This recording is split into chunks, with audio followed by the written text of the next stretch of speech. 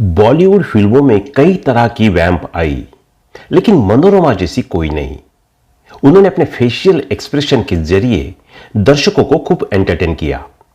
बाल कलाकार से शुरुआत की और 6 दशक तक पर्दे पर डटी रही। फिल्मों से लेकर टीवी की दुनिया में अपना अमूल्य योगदान दिया।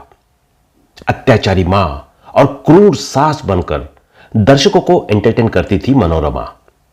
साल 1972 की फिल्म सीता और गीता में चाची कौशल्या याद है? वही जिनके चेहरे पर किलो भर मेकअप रहता था, आंखों में गहरा मोटा काजल और चढ़ी हुई भौ। उनका नाम मनोरमा है। अधिकतर मूवीज में वो मां और सास के रोल में ही दिखाई दी है, जो बहुत ही अत्याचारी होती है। अपने चेहरे के हाव भाव से ही काफी कुछ कह जाती है। 6 दशकों तक ये इंडस्ट्री में एक्टिव रही। उन्होंने कई फिल्मों में काम किया। पाकिस्तान के लाहौर से थी मनोरमा। मनोरमा का जन्म 16 अगस्त 1926 को पाकिस्तान लाहौर में एक आयरिश मां और भारतीय ईसाई पिता के घर हुआ था। उनके पिता एक इंजीनियरिंग कॉलेज में प्रोफेसर थे। जन्म के समय मनोरमा का नाम एरिन इस्साक रखा गया था। मनोरमा के माता पिता दोनों संगीत प्रेमी थे, इसलिए एक्ट्रेस ने भी डांस और म्यूजिक में ट्रेनिंग ली थी। मनोरमा का यह था असली नाम। ऐसी मिली थी पहली फिल्म। एक बार मनोरमा स्कूल के परफॉर्म कर रही थी, तभी एक प्रोड्यूसर की नजर उन पर पड़ी।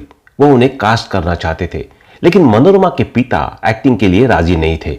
हालांकि फिल्म मेकर ने मनोरमा को पिता को मना लिया। इसके बाद एरिन इस्साक मनोरमा बन गई। मनोरमा थी बॉलीवुड की मशहूर वैम्प। मनोरमा हिंदी सिनेमा की जानी मानी एक्ट्रेस थी। उन्होंने बाल कलाकार से शुरुआत की और कई फिल्मों में विलन और कॉमिक कैरेक्टर्स प्ले किए। इन्हें इंडस्ट्री की वैम्प और लेडी विलन भी कहा जाता था। उनकी कुछ चर्चित फिल्मों में सीता और गीता, एक फूल दो माली, दो कलियां, कारवां शामिल है। मनोरमा की शादी और फिल्में। मनोरमा ने खजांची 1941 में एक बाल कलाकार के रूप में शुरुआत की और लाहौर में एक बहुत सफल अभिनेत्री बन गई। बंटवारे के बाद वो मुंबई आ गई। मनोरमा ने घर की इज्जत 1948 में दिलीप कुमार की बहन की भूमिका निभाई और सुपरहिट पंजाबी फिल्म लच्छी 1949 में अभिनय किया। मनोरमा की शादी राजन हक्सर से हुई थी, जो एक अभिनेता भी थे। राजन निर्माता बन गए, जबकि मनोरमा ने अपने अभिनय करियर को फिर से स्थापित किया। अपनी शादी के बाद उन्हें कैरेक्टर्स रोल और फिर विलन या कॉमिक रोल्स में रखा गया। टीवी सीरियल्स में भी काम किया। राजन से शादी के कई साल बाद उनका तलाक हो गया। उनकी आखिरी हिंदी फिल्म अकबर खान की हादसा 1983 थी। मनोरमा ने टीवी सीरियल की ओर रुख किया। उन्होंने दस्ताक सीरीज में काम किया था, जिसमें शाहरुख खान भी थे। मनोरमा ने सीरियल कुटुंब में हितेन तेजवानी की दीदी का किरदार भी निभाया था। अपनी फिल्मी करियर की शुरू करने वाली मनोरमा ने राजा नक्सर से निकाह किया था। दोनों विभाजन के बाद भारत आ गए, जहां राजा निर्माता बन गए।